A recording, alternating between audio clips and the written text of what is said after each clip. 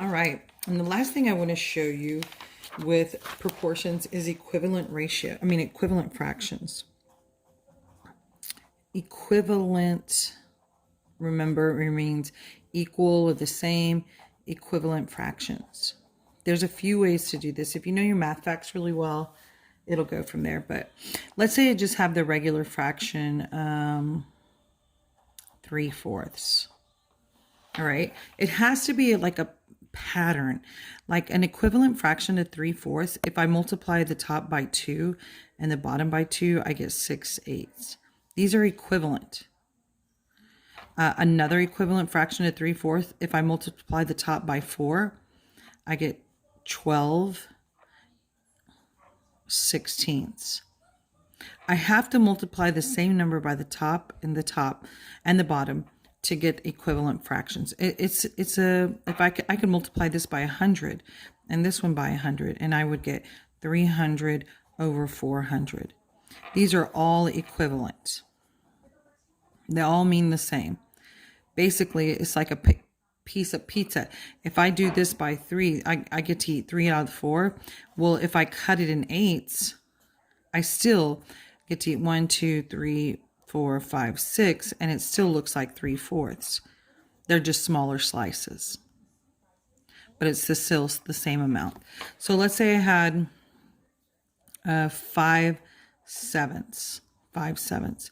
Some equivalent fractions would be 25 over 35. What number did I multiply by? Yeah, 5. If I multiplied it by 11, I would get 55 over 77. All of these are equal to the 5/7. Let me get that. So if I have 4/9 and I say, oh, okay, look, I'm going to multiply this by 2 and I keep the 9. These are not equivalent because I did multiply the top by 2, but I multiplied the bottom by 1. So that didn't count. And I'm going to show you a trick to knowing this. If I cross multiply up, 9 times 8 is 72. 9 times 4 is 36. These are not the same. They're not equal, so they're not equivalent. If I'm only comparing two fractions, let's say 5/8, and I have 35 over 56. I mean, that's kind of big numbers, but a way I could check it, if I didn't know that 5 times 7 and 8 times 7 is 56, I could cross multiply. And I would say 8 times 35 is 280. 56 times 5